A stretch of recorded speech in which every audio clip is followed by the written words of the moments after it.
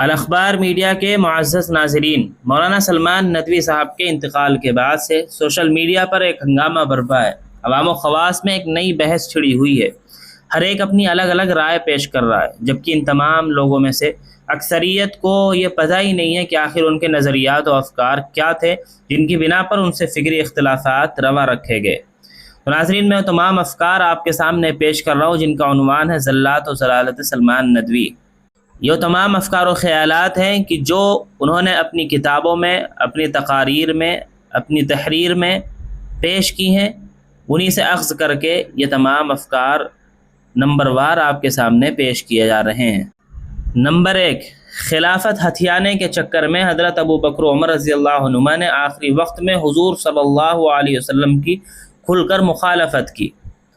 Number 2، ثقیفہ بنو ساعدہ کے وقت ابو بکر و عمر رضی اللہ عنہما نے حضرت علی و عباس رضی اللہ عنہما کو دھوکہ دیا۔ نمبر 3، تمام صحابہ نے حضرت علی رضی اللہ عنہ کے تعلق سے حضور صلی اللہ علیہ وسلم کی وصیت کو ٹھکرا دیا۔ نمبر 4، حضور صلی اللہ علیہ وسلم کے بعد خلافت کے حقدار حضرت ابو بکر و عمر نہیں بلکہ حضرت علی تھے۔ نمبر 5، حضرت علی کے خلاف خروج کرنے والے تمام صحابہ حضرت عائشہ، زبیر، طلحہ، مغیرہ ابن شعبہ، امیر معاویہ رضی اللہ عنہم وغیرہ فاسق اور مردود الروایہ والشہادہ ہیں۔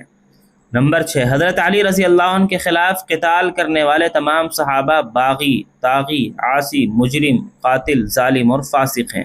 نمبر 7، حضرت ابو ہریرہ رضی اللہ عنہ سرکاری مولوی تھے اور بہت سی احادیث گول کر گئے ہیں۔ نمبر 8، چند سابقین اولین اور خاص صحابہ رضی اللہ عنہم کے علاوہ باقی سارے صحابہ مشکوک، منافق تھے۔ نمبر 9، تمام صحابہ مخلص نہیں تھے اور حوض کوثر سے بھی بعض صحابہ کو بھگا دیا جائے گا۔ نمبر 10، ہر صحابی کی عدالت اسی طرح چیک کی جائے گی جس طرح بعد کے لوگوں کی جاتی ہے۔ نعوذ باللہ من ذالک۔ یہ وہ تمام باتیں ہیں جن کو زبان پر لانا بہت ہی گراں گزرتا ہے اور کہنے میں بھی ہچکچاہٹ محسوس ہو رہی ہے، تاہم ان افکار اور باطل نظریات کا خلاصہ ہے جو سلمان ندوی صاحب نے اپنی کتابوں، تحریروں اور بیانات میں کہی ہیں۔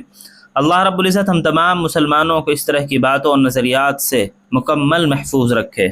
ناظرین، وہیں دوسری طرف خبر سامنے آ رہی اتراکھنڈ میں مدرسہ بورڈ کا خاتمہ، 1 جولائی 2026 سے نیا اقلیتی تعلیمی ادارہ نافذ۔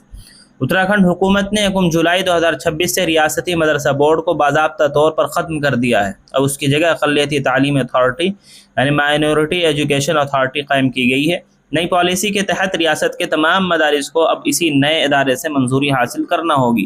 سب سے بڑی تبدیلی تعلیمی نظام میں کی گئی ہے۔ اب مدارس میں زیر تعلیم طلبہ کے لیے اتراکھنڈ ودیالی شکشا پریشد یعنی ریاستی بورڈ کا نصاب پڑھنا لازمی ہوگا تاکہ وہ جدید تعلیم کے مرکزی دھارے سے جڑ سکے۔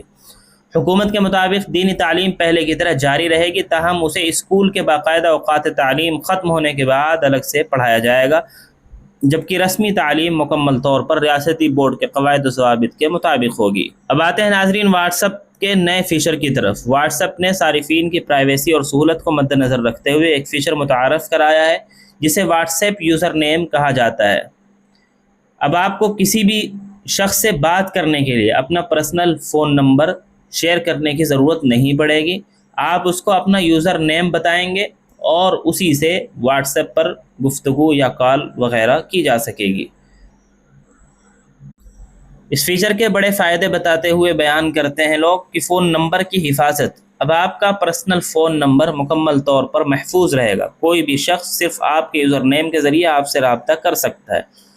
آسان شیئرنگ، آپ کو کسی کو اپنا نمبر بتانے یا ٹائپ کروانے کی ضرورت نہیں، بس اپنا لنک یا یوزر نیم شیئر کر دیں اور چیٹ شروع ہو جائے گی۔ یہ پرائیویسی کے لیے اہم قدم ہے۔ اگر آپ ایک عام صارف ہیں اور چاہتے ہیں کہ کوئی بھی انجان شخص محض آپ کا یوزر نیم اندازے سے ڈھونڈ نہ لے یا آپ کو اسپیم میسج نہ بھیجے، تو واٹس ایپ نے اس کا حل یوزر نیم کی یا ایک قسم کا پن کوڈ کی شکل میں دیا ہے۔ اس پن کوڈ کو آن کرنے کے بعد جو شخص پہلی بار آپ کو میسج کرنا چاہے گا اسے لنک کے ساتھ وہ پن کوڈ بھی درج کرنا ہوگا، ورنہ وہ آپ سے چیٹ شروع نہیں کر سکے گا۔ اس سے آپ کا ان باکس فضول میسیجز سے محفوظ رہے گا۔ تو ناظرین، یہ رہی آج کی چند اہم خبریں۔ ان تمام خبروں سے متعلق آپ کی کیا رائے ہے کمنٹ باکس میں ضرور لکھیں۔ اس طرح کی اور بھی ویڈیوز اور خبروں سے باخبر رہنے کے لیے الاخبار میڈیا کو سبسکرائب ضرور کریں۔ جزاکم اللہ، والسلام علیکم ورحمۃ اللہ وبرکاتہ۔